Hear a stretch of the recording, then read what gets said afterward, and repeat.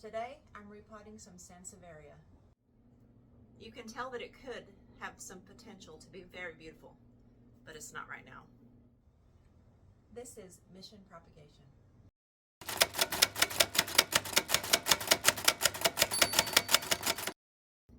So I have 4 different types of Sansevieria.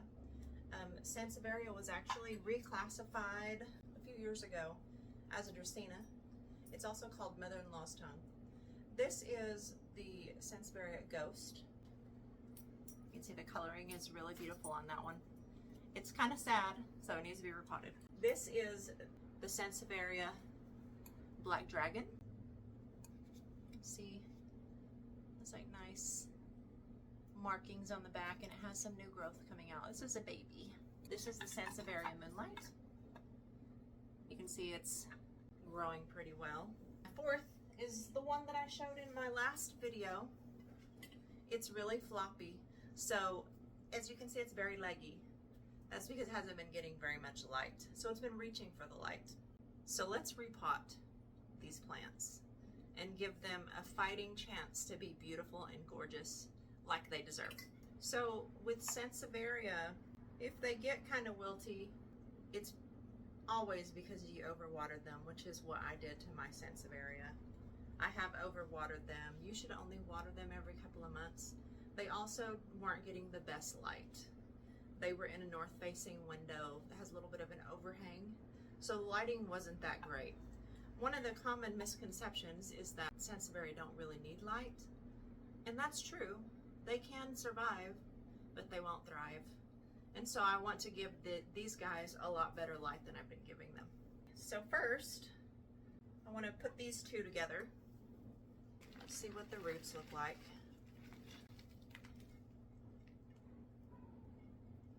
It's got some roots. And the soil is not damp. In fact, it's pretty dry. There's that. The roots aren't white, but they're firm, so I think it'll be fine. This one has 2 stalks in it also. This was a really small plant. I think I bought it last year. Snake plants grow really slowly. This one seemed to grow pretty quickly, and I think maybe because I was giving it a lot of light. And then it was growing so good, I decided to put it on a windowsill. It looked really cute where it was, but it wasn't getting enough light. I think I was setting it up to fail. I would, every time I would go by it, I would see if the soil was dry, and it usually was, so I'd put a little bit of water, and that was the problem. You're not supposed to do that with plants. You don't just put a little water and go. That leads to root rot. You're supposed to drown them. And you shouldn't water your snake plant until it's completely bone dry. So the best thing to do is have a moisture meter. But if you don't have a moisture meter, you can also use your finger to feel if the soil is damp, or you can use a chopstick or a pencil, anything that you can use to just test and see how the moisture levels are. So I'm going to put these guys in here. It's a really beautiful leaf, but it's so floppy. I'm hoping that in time this guy bounces back. These guys have good sized root balls, and they're not going to fit in the current pots together, so I'm going to have to find a different pot. And thankfully I have a lot of pots. I have a lot of planters that I can look for a good solution. I have an idea. I have a really good idea. I've seen a YouTuber put all of their snake plants together. That might look pretty cool. Maybe I'll put the ghost and the moonlight together, and that might be pretty cool, since the moonlight is kind of tall and leggy. The ghost one is kind of short and squatty. They might look really cute in a pot together, so let's try that out. I have this pot. I'm going to take that part out of the pot because I want it to be able to dry out. And I'm going to put one of these screens in the bottom. One thing about being a plant parent, you always have soil or bark somewhere around you. The funny thing is that indoor potting soil doesn't even have dirt. It's usually cocoa coir, peat moss, perlite. So when people are like, oh, I don't want dirt in my house, it's indoor potting soil is not even dirt. It's organic stuff. I should adjust the camera so you can see what I'm doing. There we go. It's better. You can't see my face, but you can see the plant, and that's what's most important. Okay. I'm just backfilling this. And I'm really just doing this and hoping for the best. That's all you can do, right? Snake plants do like to be really snug in the pot. Or that's what I've found in my experience.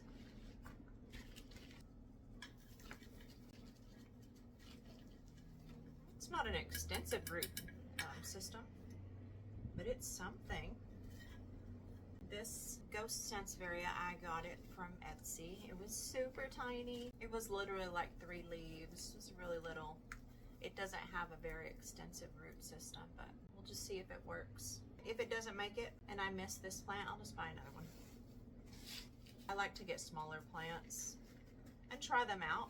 And if I'm able to keep them alive, I'll usually look for a more established plant. Because sometimes I'm impatient to wait for plants to grow. Probably isn't good for me to admit, but yeah, it's the truth. Hey, it's the truth. So I think this has the potential to grow really beautiful. So there's that. Now I'll just have to find a cover pot that fits it well, and then I'll do some plant Velcro to kind of hold this up as it recovers. And I'm going to water it really well because it is really dry, so that means it's time to get watered. Supposedly the leaves get so wilty because they can't hold any more water when you overwater them. So this is a me problem. It's not the plant's fault. Okay, so one plant down.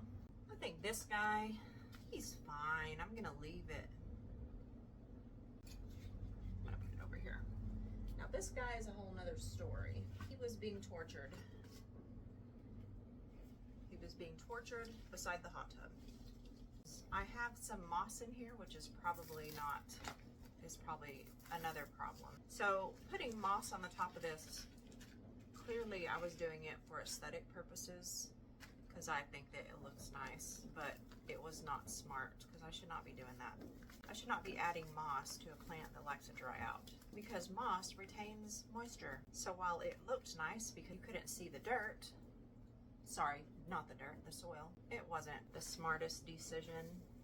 You don't want to put like moisture retentive stuff on a succulent plant. That's a rookie mistake right there, and that's okay. Plant parenting is all about learning. It's very root bound. Massage these roots a little bit. The base of all of these is still very firm, so there's hope that this will bounce back. But if I give it some fresh soil, water it really good, and then I'm just going to forget about them for like a few months. I know, these roots don't look that great, but all I can do is try. Let's get some more. Let's get some dirt in the bottom of this. If it makes it, it makes it. Always learning from our mistakes, right? And this was not in ideal conditions, for sure.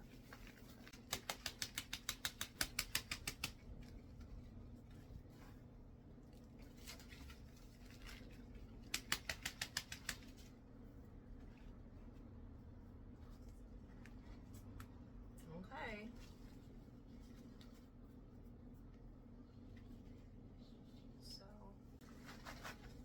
So at this point, only time will tell if these snake plants make it. I'm going to just water them and forget about them. And hopefully that will be